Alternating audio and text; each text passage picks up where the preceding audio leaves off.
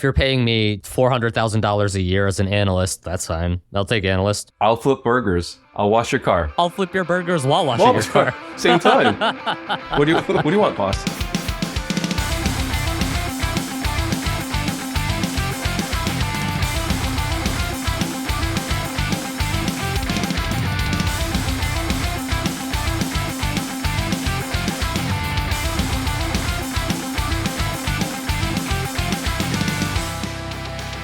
Hey everybody, welcome to...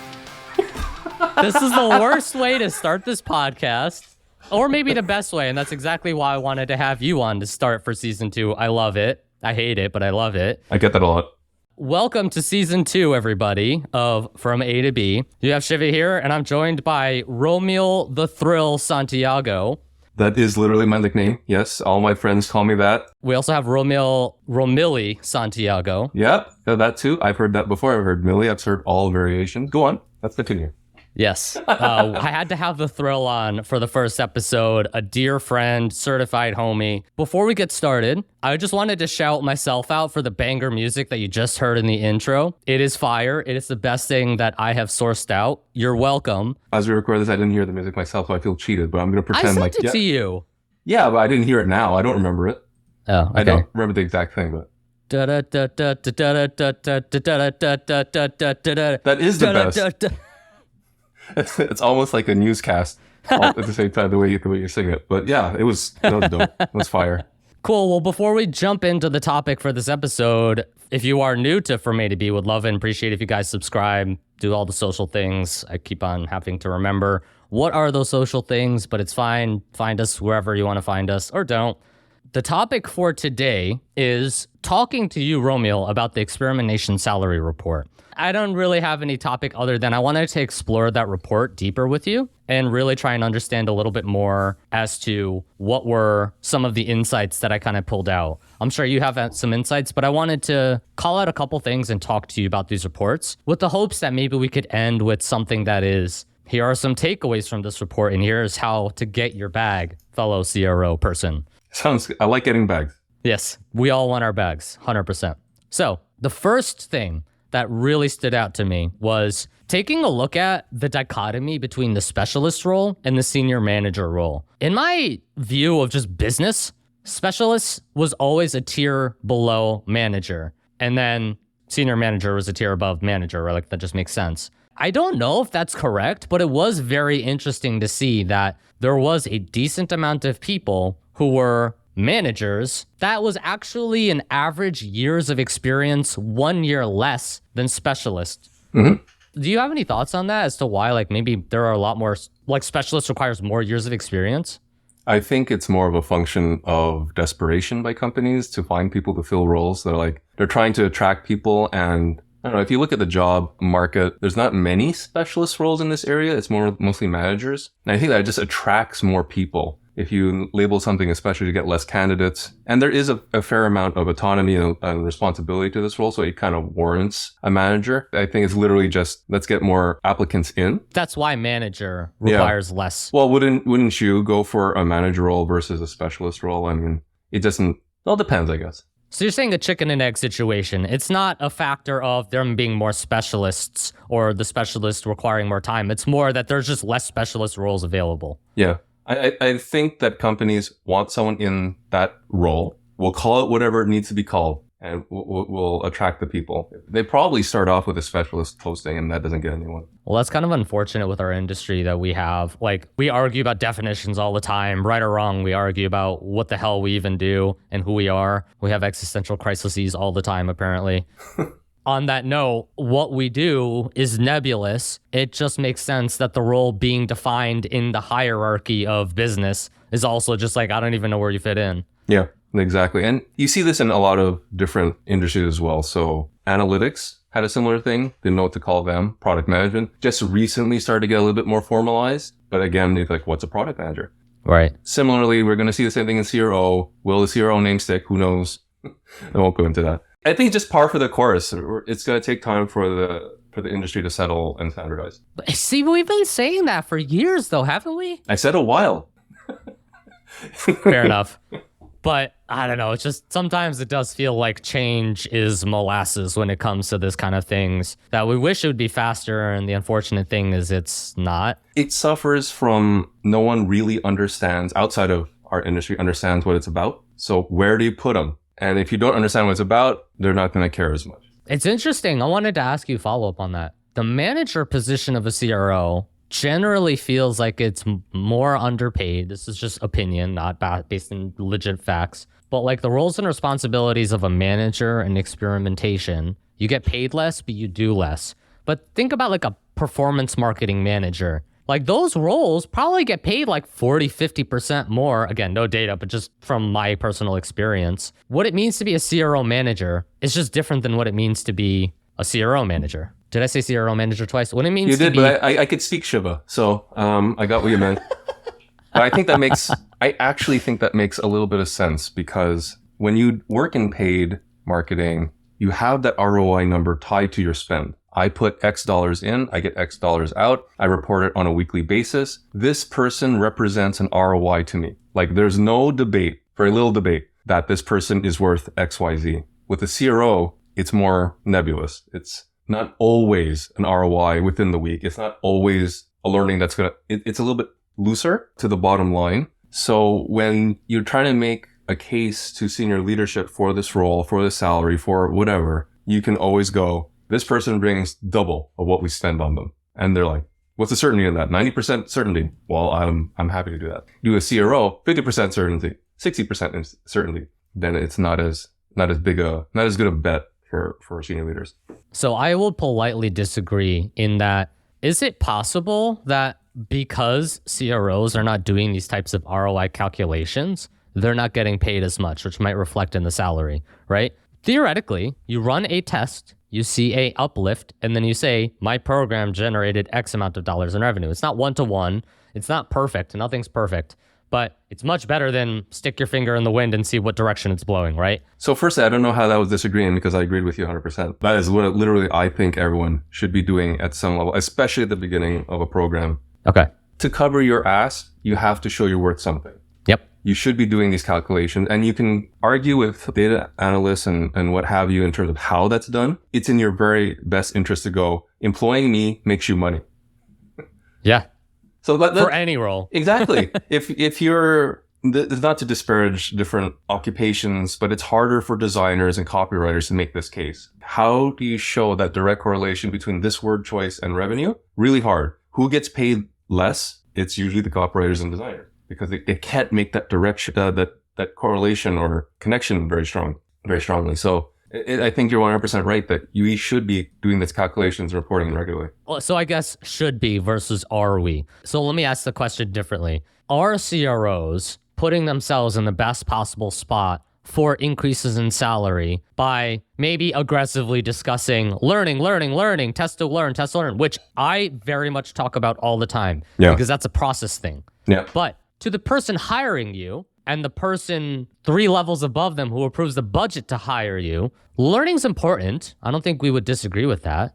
Yes. At some point, you do have to generate these ROI calculations. So maybe that's a piece of advice, but more I'll flip it and say, do we think CROs are doing a good enough job of validating their worth? Probably not. I don't think so. But I think it's more nuanced than that, because it depends on who your client is, who your stakeholder is. If you're in an organization that prioritizes shipping features rather than are these features performing well, ROI is less like, how do you tie it to that sort of thing? If they're more focused on making money who isn't? That's a different focus, right? And within orgs themselves, the different pockets will have different things. So yeah, should we be promoting more ROI? Yes, but with an asterisk of, well, we should be learning too. Just kind of drag it in. You get through the door with ROI. You keep your seat at the table with learning. So the Trojan horse is here's the ROI. Yeah.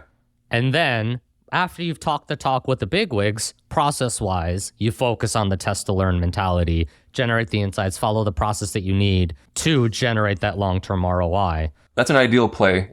Obviously, politics are very complicated. You have to navigate the whole stakeholder tree and all that. But that would be ideally it, unless you have a stakeholder up there that already believes in what on this whole thing, but it's very rare. They'll read a Forbes article and go, yes, experimentation, we should do that. Let's invest in that. That's all they get, right? Dude, I've heard so many times where I've heard senior leadership like go to a conference that someone uses the word CRO, so they Google it and they're like, we need this. And they don't know what they're doing, but they know that Jeff Bezos told them they need to build a culture of experimentation, and Jeff Bezos makes billions of dollars. Wow. So we just have to do that.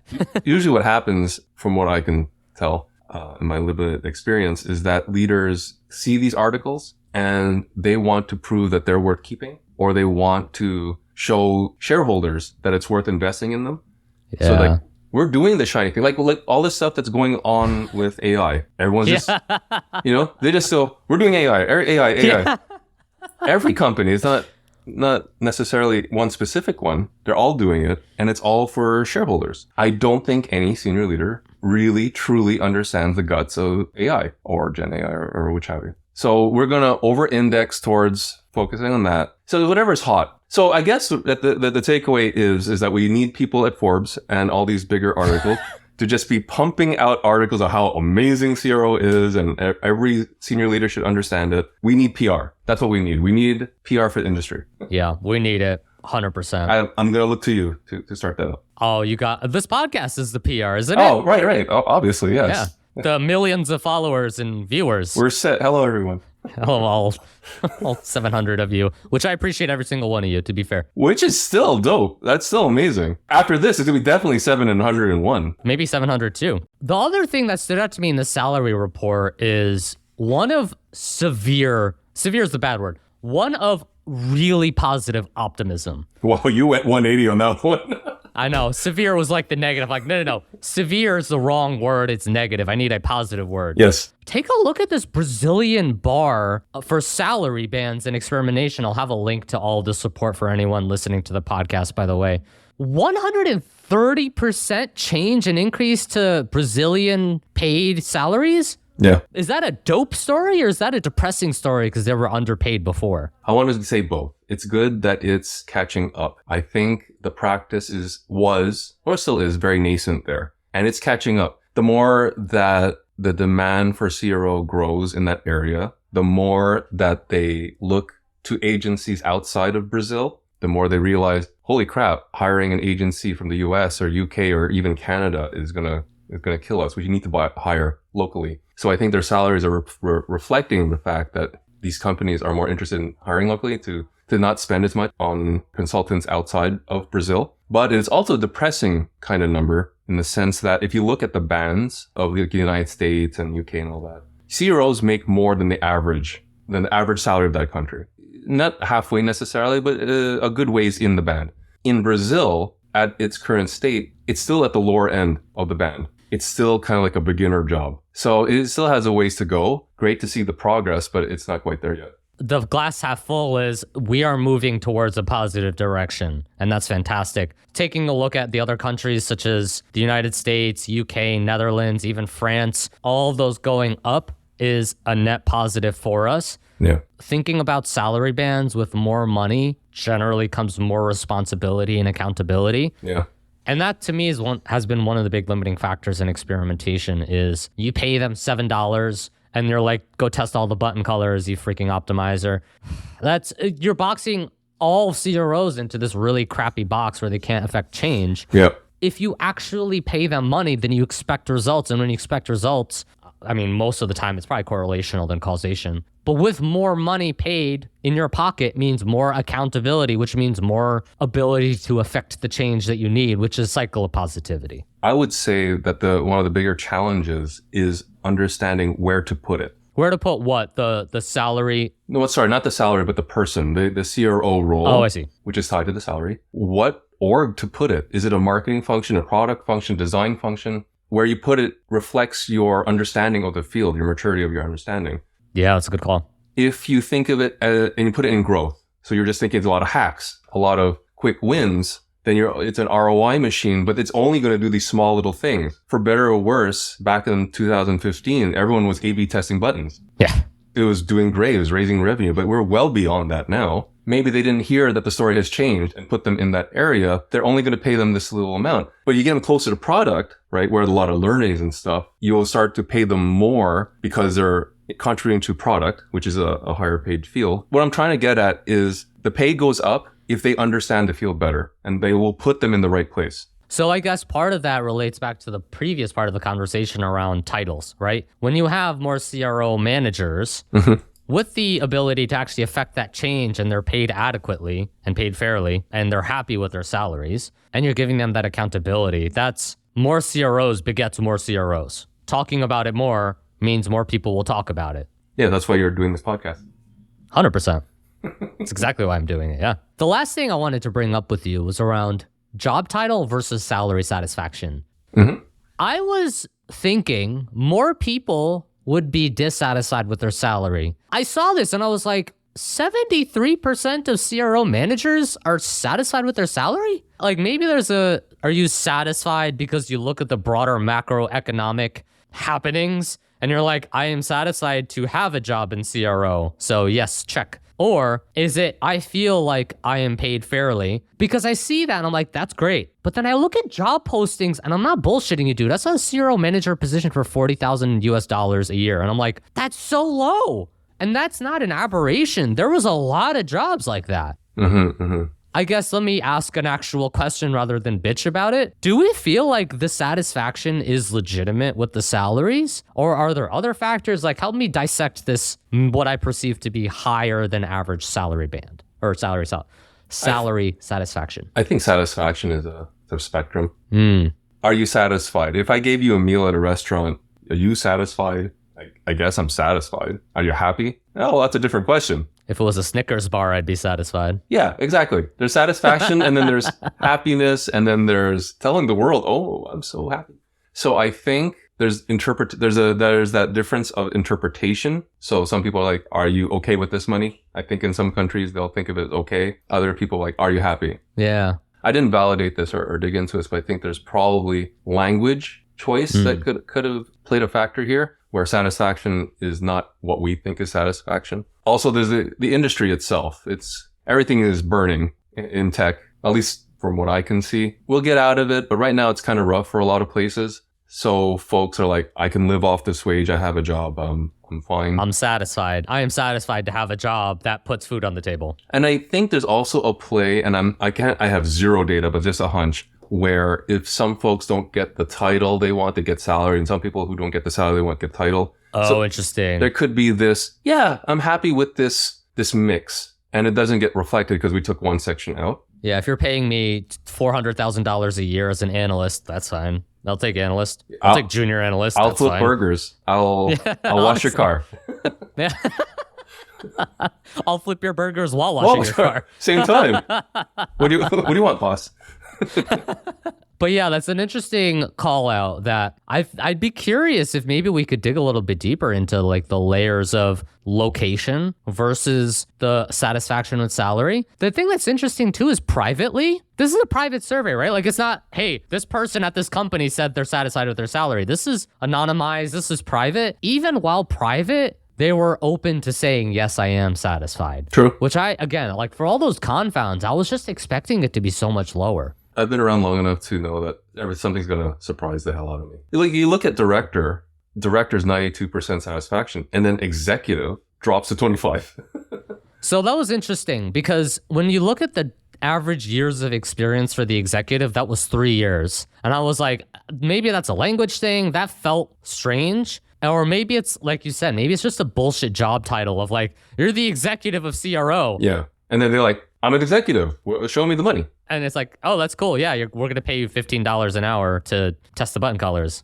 So it's hard to see that. Probably in the next report coming out next year, we can dig into that. I don't know how hard it will be, depending on the volume of data, but that's an interesting thing to look at. Cool. All right. So I think to wrap on this topic, taking a look at this report, taking a look at what we've discussed, what would be maybe a piece of advice you would give to CROs who are actively looking to improve their salary situation in any realm of whether you be the executive, the manager, the director? Do you have any words of wisdom from Rommil the Thrill Santiago? Well, what the Thrill says that my advice is always the same, and it's very layered. The first one is always ask for more. The number of folks who just don't ask, like in a salary negotiation, Right. they don't have, maybe they didn't think of it or they're just scared to do it, but you're worth something. You're bringing valuable information, valuable revenue to a company. And they gave you an offer saying, I want you. Sure. At the beginning of the process, end of the process, whatever, negotiate it. Ask for more. Okay. So that's the obvious one. The next one is you should back it up with market data. Things like the Experimentation salary report. I'm not the only one doing this. There's other ones out there. You could Google them, but bring that to the table. The stuff that I'm doing, this is what you would say, the stuff that I'm doing is being paid XYZ over here. Let's ask for parity. That's the other thing. One is ask for more. The other one is compare yourselves to the peers. If you're already in a role, you need to tie your role somehow in what you're doing to ROI. Yep. Yes, learning is important. And this might be a side mission, but you need to show ROI or else you're not going to get kept and you're definitely not going to get more money. How often do you hear, and this is again, not to disparage copywriters, but how often do you hear, that copywriter was amazing. Let's triple their salary. They wrote words so well. No, that sentence never gets spoken. By a copywriter. Yeah, because they say it better. Yeah. They say it way gooder than that. The Thrill does not write very well. But yeah, you need to show the ROI of the work constantly. There's going to be hesitation around, I'm making so much money for you folks. And you'll do it maybe once every few months, every 6 months. My suggestion is to be almost annoying. You're doing it on a regular cadence or a weekly cadence. So even if it's just, we're working on ROI, keep visible because you don't get any salary adjustments if no one knows you. Visibility is so important in getting advancement, getting a job, getting more money. So you got to stay visible. So that would be the three things. I love it. Those are some great takeaways too. Taking a look at the Experimentation salary report to help you compare across your peers and get you the money that you need to get paid. And if you need me to jack the numbers a little bit, I mean, Could put your thumb on the scale and we'll see what we could do here. I don't know. That's all. We'll just $400,000. we'll talk offline. Okay. So let's transition over to the LinkedIn post of the week, which Rommil, I'd love to get your thoughts on. Okay, I'm ready.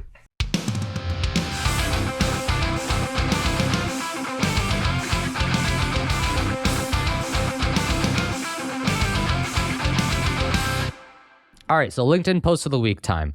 This is a little bit of an older post. I dug up the archives, but I specifically wanted to get your POV on this, Rommil. So Rommil the Thrill Santiago. Thank you for getting my title right. You have to update your LinkedIn now. Is it called an honorific or something? That's what I want. Okay, so this LinkedIn post of the week comes courtesy of Avinash Kaushik. The hippo guy. He's a hippo guy? He's the guy who got it popularized, in my opinion. That's right. Yeah, that's right. Analytics 1. Oh, I forgot about Analytics 2.0? Or the book before that. I forgot about that. Yeah. That's a blast from the past. Good call. Okay. Yeah, he's a great follow if you guys aren't following him on LinkedIn. So in his post, he basically talks about experimentation sometimes being everything. Avinash says, and I quote, "I've often touted experiment or die, metaphorically. Analytics is nothing without a sophisticated practice of experimentation." Not really much to disagree with there, I would imagine. I wouldn't disagree with that. He continues, "This call to arms, the staggering power of experimentation's podcast, can also be a curse. Where this is a curse is," and I'm kind of paraphrasing, "cultures morph into testing everything, the relevant and the irrelevant. Every hypothesis is treated with the same level of importance. We have to test everything, testing for the sake of experimentation, basically just everything funneling through testing." He continues that in September of 2023, the gap of not being able to pull off effective high-profit experimentation is not in tools, math, or analysts. It's in imagination, leadership, bureaucracy, strategic thinking, and an inability to make hard calls. There's a lot going in there. Mm-hmm. My two takeaways were, let's have you react to this first takeaway. Takeaway one, cultures morph into testing everything, relevant and irrelevant. Realistically and practically, can you truly test every freaking thing in the world? Well, you'll hear from some people, yes, you can. And the only thing in your way of testing everything is the cost. But I would also say, I get that. I get the testing part of it, the testing part of testing everything, because testing is about learning and generating revenue. If you treat it like a chore, then people are not going to like to do chores. I've seen this where a lot of orgs are being forced to test, and it just adds to their timeline, right? And it's just another thing to do. It wasn't their test. It wasn't something that they were passionate about, something that no question that they want to answer. So that's why you get into this mode of, well, this is stupid. Right. I just want to get the thing out. It doesn't matter. I'll always say test more, but I'll never say test everything. I love that. Everyone's time is precious. We don't have that kind of time. And yeah, some places are blessed with systems that you could test everything. God bless them, great. But they're enormous and they've been doing this forever. For 99.9% of the orgs out there, they don't have this system. So you need to pick where you go. And the best way to do it is to be passionate about your question, passionate about the thing you're doing, and then you'll really get learnings out of it and get results out of it. And that's just like conscientious investment is going to get you more ROI than anything, than test everything. So to summarize, should you test everything? Perhaps. No. Oh. You would say, so I guess that's like the ideal situation. Like, should you invest 20% of your money today into your retirement money? Maybe that's a very wild out there example. But that's yes. No, but that's different in the sense that if you're investing in you, you definitely get a return on that. It makes sense later on when you retire. I'm passionate about this because clearly I'm close to retirement. Yeah. You will see an ROI on this. If you test literally everything, bug fixes, like for the first thing that comes out, bug fixes or things that no one would see, like something in the footer, what are you going to get? There's no ROI on that at all. There's no perceivable ROI on that. I totally agree with you. There's a layer of maybe that top tier of like no feature will be released until we test it. That is reserved for what I would believe is the Michael Jordans of testing. If you can do it without significant slowdowns and you have low cost, making it medium to high ROI, I think in principle you should. I'll interrupt you there. I agree with you that before releases, running a test may or may not be necessary. I think you should, but if you don't, that's okay. I'm more passionate about the testing before the launch. Totally. You spend weeks, sprints, months, quarters on building sophisticated things. Yep. Test your assumptions ahead of time before you put in all this engineering and design and data work into it. I'm more interested in making sure that at least a test is run to test your hypothesis or your critical beliefs up front. So to save yourself the effort later on. So do you need to test everything before it goes out? Maybe not, but you should be running at least a test prior. Could not agree more. And I think to that point about don't wait till it's the last step of feature release to only test. Do it before. To me, the people who do that are those who exclusively focus on test for the sake of testing. Exactly. And that's a problem, right? Like you're just doing it because someone told you to do it more than I'm doing it because I want to actually know before we go just to make sure there's no significant problems. But we've also tested into this to know that we feel confident about what we've done and conducted enough research. If you don't know how your feature is going to impact the business at launch, what the hell are you doing for 3 quarters or a month? Like you're building things without knowing anything. You're just blindly believing this is going to work. That's the most risky thing I've ever heard. You know what I mean? And it happens all the time though. Well, it's unfortunate because we talked about it earlier in the episode. There's just some cultures that don't care about shipping good. Yeah. Their checkboxes ship. It don't matter if it's good or not. It could be shit. You didn't measure it. You didn't test it. Like, you know the meme of the guy who taps his head like, there are no test losers if you don't test anything. Like, it's true. It's very true. It really depends on the culture. I think eventually most places will get to the point of, well, how does this impact our business? Is this good investment? Everyone will be judged eventually. It might not be today, but it might be later. And unfortunately, sometimes there's layoffs as a result. You know, people get cut because they weren't able to show the ROI. Well, guess what? You didn't run any tests. You didn't have any analytics. So. Right. Yeah. You didn't have that data to show your value. Yeah. The last thing I'll end on is what he also called out in the post was, it is imagination, leadership, bureaucracy, strategic thinking, and an inability to make hard calls that prevents you from having effective, high profiting experimentation. It's not tools, math, or analysts. I kind of agree. I think what he's saying, if I had to summarize, is culture can sometimes limit experimentation to what we just talked about, right? Sometimes it's that culture of we don't care if it's good. We just has to be. It just has to exist. I agree. I think that can be very toxic. But I think a challenge that most, if not probably all people have dealt with in some point in their life is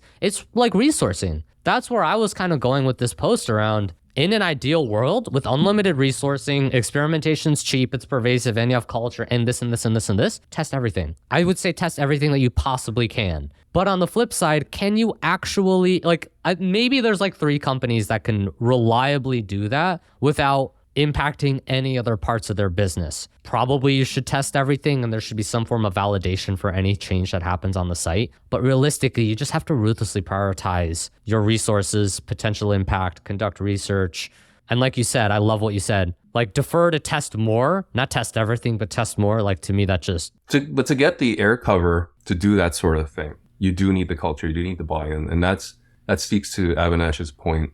I feel if you don't have the culture, the mindset, or the imagination at the higher levels, then you won't be given the air cover to do stuff like that. So, totally. I think he's spot on with that. Cool. All right. Well, that wraps for another episode of A to B. Thank you so much to Rommil the Thrill for joining on this episode of the kickoff of season 2 of From A to B.